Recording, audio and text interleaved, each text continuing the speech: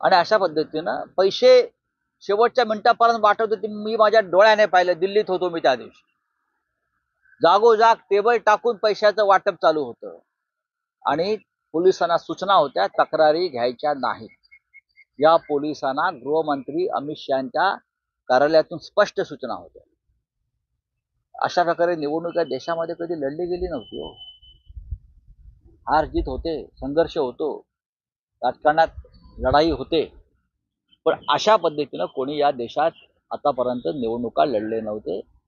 अशा पद्धतीनं महाराष्ट्रात लढले, अशा पद्धतीनं दिल्लीत लढले, याच पद्धतीनं बिहारला लढली जाईल म्हणून आम्ही आमची लढाई थांबवलेली नाही. काल देवेंद्र फडणवीस यांनी राहुल गांधींच्या पत्रकार परिषदेवर म्हटलं की दिल्लीत पराभव समोर दिसतो आहे, त्यामुळे ही पत्रकार परिषद ही लक्ष हटवण्यासाठी अजिबात नाही. क्रॉस फायर होत. देवेंद्र फडणवीस यांचा राष्ट्राचा अभ्यास कमी आहे.